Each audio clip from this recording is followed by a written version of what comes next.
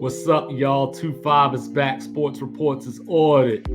Real quick, got something that came across the desk today, and I just wanted to talk about it for a quick second because it's an issue that I've talked about before, but I don't think I went as hard as I wanted to and all that kind of stuff like that. So I'm gonna just dig into the crates real quick. I was listening to the Paul Feinbaum show. What a show it is. Shout out to Tammy back in the day and everything. But I was listening to Mac Brown, head coach at North Carolina, for those of you that are uninitiated. And he was saying that he feels that within the next 2 years, college athletes are going to be employees. They're going to become employees to the universities. And my takeaway from it was, why hasn't it always been this way? So I know there's a few of you out there, maybe more than a few, that always do the thing where it's like, well, they get scholarship, they get room and board, they get these stipends for food, they're already getting paid. No, no, no, that's not a thing. Like, look at these conferences, right? The Big Ten just signed this contract for $1 billion, $7 billion that goes through 2020 or 2031, and none of these athletes are receiving a cent from that. They're not watching football. We're not watching football for the university presidents.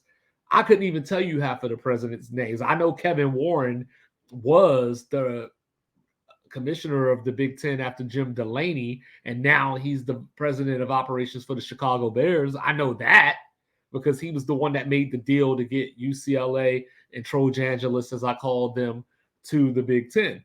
Outside of that, college football wise, maybe I know Jack Swarbrick. I know Lynn Swan was the USC AD at one time. There ain't too many people that I know. So we're watching these games because these kids are putting their bodies on the line to entertain us and hopefully reach their dream of becoming NFL players. So you've heard me talk about NIL, right? All these collectives. So these schools are off the hook right now because right now boosters are footing the bill for NIL through the collective.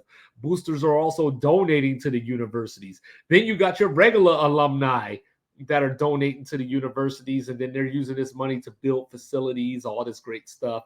You hear about like Georgia's new facilities, all that good stuff like that, off of the back of these players that are going out there tearing ACLs. Don't act like you don't remember what happened to Willis McGahee in that national title game against Ohio State. So things like that really chap my hide, if you will, because these guys aren't getting what they deserve. Now, America is all about capitalism, capitalistic society. You are not sitting up here telling me that you're doing a job for free while, or I guess, scholarship and all that, fine. But they're not seeing like the $200,000 that this scholarship cost is not going into their pockets.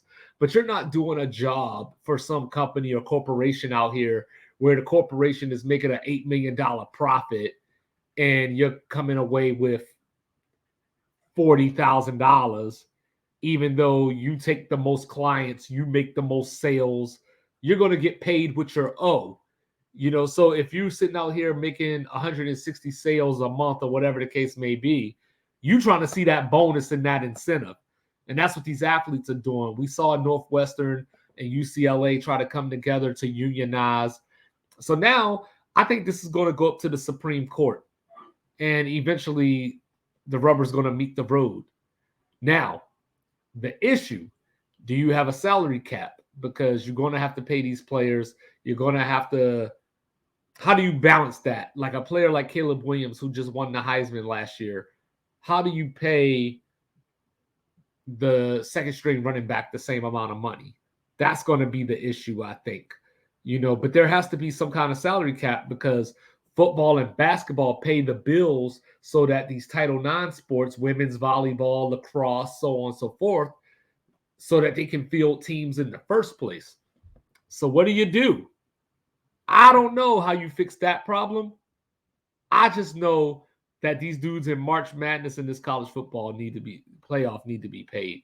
Like, subscribe, review. Let me know what you think because We got to find a solution. Matt Brown said 2 years. That wasn't 2.5. That was Matt Brown.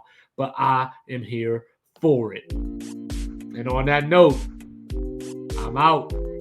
See you tomorrow. Sports Reports is ordered.